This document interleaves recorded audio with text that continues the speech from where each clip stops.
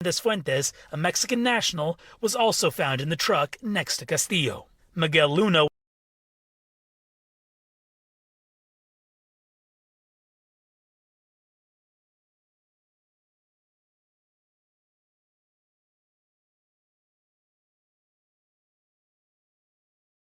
family and see how we can help each other, because at this moment his wife is left with his girl and everything. Danny Freeman, CNN, just outside Baltimore. It's a terrifying prospect. Danny Freeman, great story from you. Fred? Incredible. Also, new this morning, Israel has committed to helping protect American troops that are helping build a much-needed humanitarian causeway in Gaza.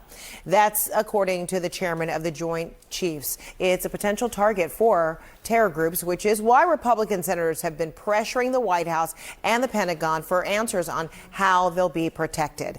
CNN's Natasha Bertrand joins us now with more on all this. So how is this project progressing, Natasha?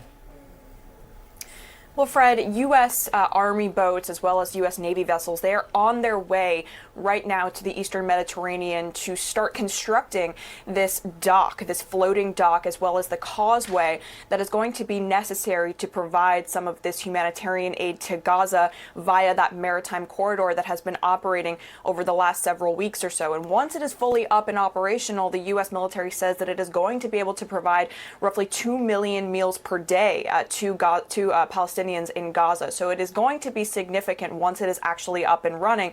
But there are a lot of questions here about the logistics of just how it is going to operate, and importantly, how the U.S. military is going to be kept safe.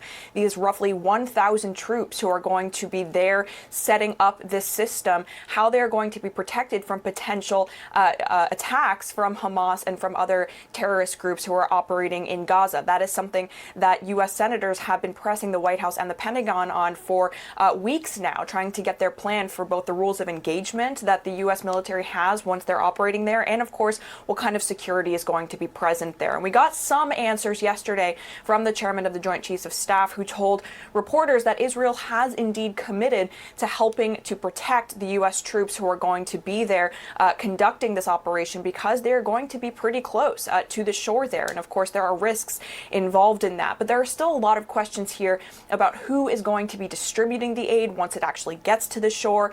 The U.S. has said repeatedly that the U.S. Military is not going to have any boots on the ground in Gaza, but still there are questions about how they're going to distribute it, including whether local Palestinians are going to be doing it, for example, with oversight from a UN body, and importantly, how close the Israel Defense Forces are going to be to that entire process, making themselves, as well, of course, as the U.S. military, a potential hard target there for terror groups who want to attack the U.S. and its allies, Fred. So a lot of things still need to be worked out here, but we are expecting this to be up and running, ideally by the end of April, early May.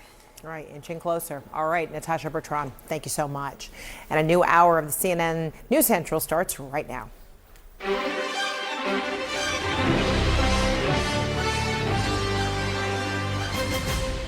Just moments ago, video released from inside the mega $1 million fundraiser from President Biden, and it reveals a new line of attack from the president, going after Donald Trump for his fitness, his literal fitness, like how in shape he is in or not. New details on who the Russians want in exchange for jailed American journalist Evan Gershkovich today marks 1 year in prison. And then breaking this morning, the biggest crane on the East Coast is arriving at the scene of the Baltimore Bridge collapse. When can it get the channel open? I'm John Berman with Sarah Seidner, Frederica Whitfield in for Kate Baldwin today. This is CNN News Central.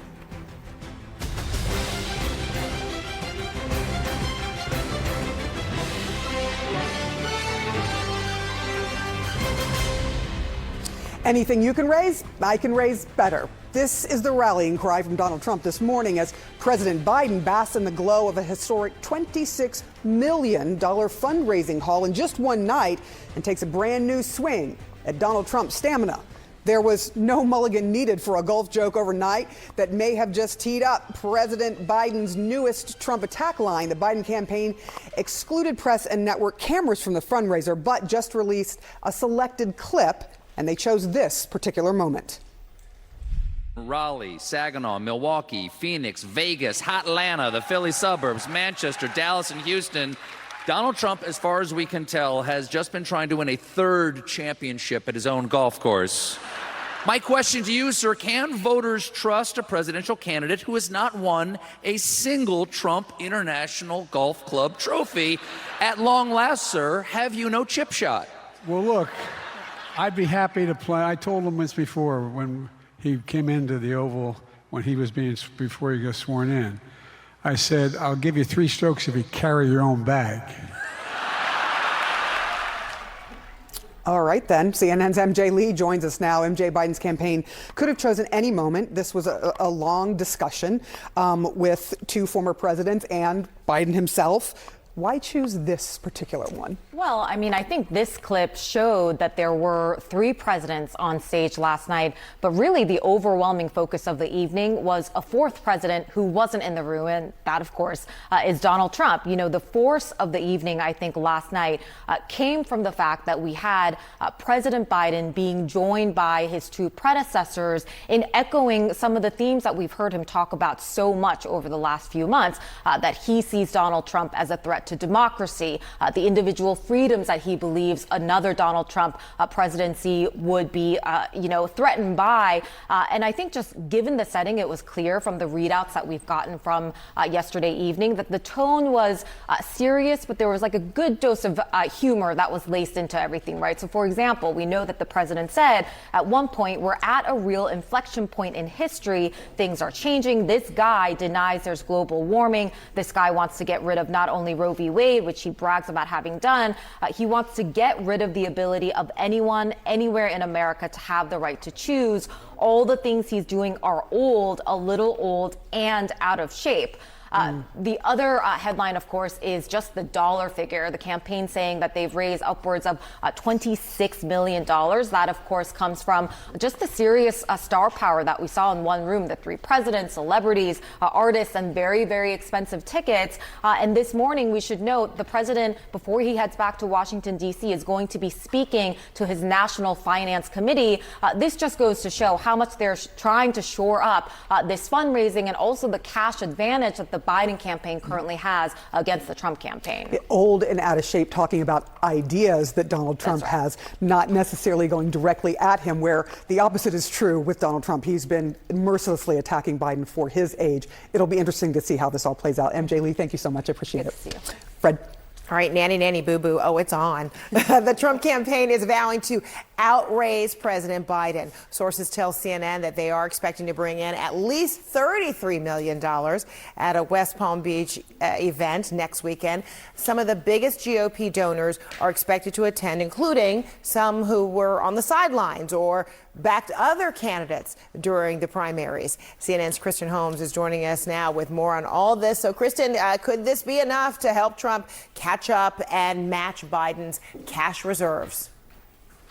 Well, Fred, look, we aren't going to see the actual impact of these fundraisers until the financial disclosures at the end of next month. But it does seem highly unlikely Trump could actually catch up to Biden in this short amount of time. I mean, by the end of February, Biden's campaign had $71 million cash on hand. Donald Trump's campaign only had $33.5 million. Now, if you just add what they got out of these major fundraisers or what they're expecting to get, Biden would still have a significant lead here. It would be $97 million to $66.5 million. Now, of course, that does not include everything they are raising. It doesn't include any of those small dollar donations. You're just talking about 2 significant fundraisers. And one thing to note about that $33 million number, that came from the campaign. They say they are expecting to raise it, but obviously we're going to wait and see what happens. They gave those numbers out on a day that Biden's campaign was saying they were going to raise over $25 million. So some competition there. Now, this is significant for Donald Trump for a number of reasons. One, it will help chip away at Biden's financial edge. He is significantly ahead. This will help with that. The other part of this that is important for Trump is that you're seeing these GOP donors, as you mentioned, really coalesce behind the former president. Many of them were sitting on the sidelines. Many of them were trying to support an alternate to Donald Trump. Now you are seeing them line up behind the former president, saying we're not just going to give you our support, but we're also going to help you financially. Oh, and I think my lights just went off. Hello. So I think that means that was the hard rap that they just gave me. So significant for those reasons. Hard rap, but we love you. All right, Kristen Holmes, thank you so much. John, let's keep the lights on. That was really dramatic. That was like dramatic mood lighting for Kristen Holmes right there. I want to get some of that action right there. It'll make the rest of the show very dramatic. All right. I just want to replay the video that the Biden campaign released from the fundraiser overnight. A note, they did not allow press cameras in, which was actually very unfortunate. This is from the campaign. Keep in mind, this is clearly what they want you to see. Raleigh, Saginaw, Milwaukee, Phoenix, Vegas, Atlanta, the Philly suburbs, Manchester, Dallas, and Houston. Donald Trump, as far as we can tell, has just been trying to win a third championship at his own golf course. My question to you, sir, can voters trust a presidential candidate who has not won a single Trump International Golf Club trophy? At long last, sir, have you no chip shot? Well, look, I'd be happy to play. I told him this before when he came into the Oval, before he got sworn in. I said, I'll give you 3 strokes if you carry your own bag. So the reason we played that again is it's not unlike another comment from the fundraiser from Biden that sounds a lot like it. He said of Trump, quote, all the things he's doing, they're so old, a little old and out of shape. With me now is Democratic strategist and former chief of staff for Senator Joe Manchin, Chris Kofinas, and former Romney presidential campaign chief strategist Stuart Stevens. And Stuart, I don't really want to mince words here. President Biden is making what amounts to fat jokes about Donald Trump, going after his literal fitness as a way, I think, to maybe mitigate the overall age issue. How effective do you think it will be? Well, look, I think that Donald Trump is a dog that chases every car, so he'll respond to this. I mean, that's something in the Lincoln Project that we've dined out on to great effect. Anytime that you're distracting somebody from a positive message like that, it's a good day for your campaign. And look, this is a good line of attack for Biden. I mean, both of these are going to be our last president who was born in the shadow of World War II. Both are going to be our oldest president.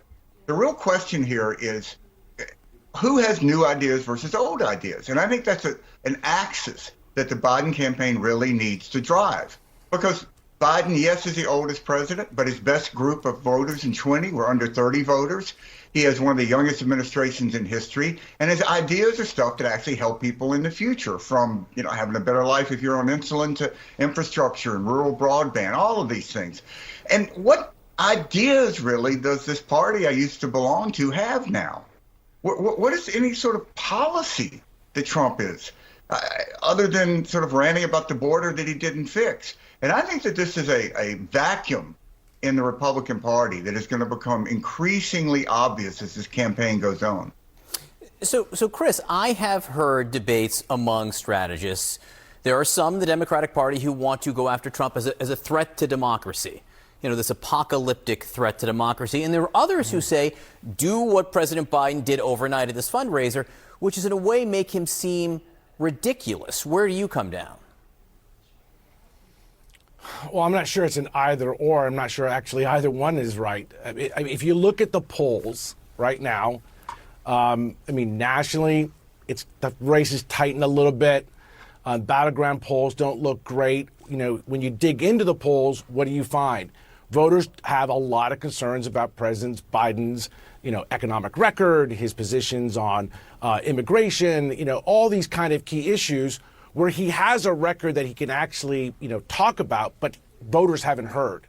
So part of the challenge here, and this is where I kind of get a little uneasy when, everyone loves, the mudslinging back and forth. Political operatives love it. It's, makes them all like gleeful. Voters don't, right? The one thing I will tell you in all the research we've done over the last year plus is voters are tired of this kind of ugly back and forth. Trump's not going to stop that. That is his modus operandi. He cannot change. I'm not sure engaging with it is really the solution. It may make Democrats feel great, but it doesn't really, I think, address the challenge here, which is voters need to feel better about where the country is and where the country is going to go under Biden. If they don't, the race is going to stay close, and that is not a good place to be. Stuart, you want to weigh in there? Yeah, look, I think that the difference here is the candidate.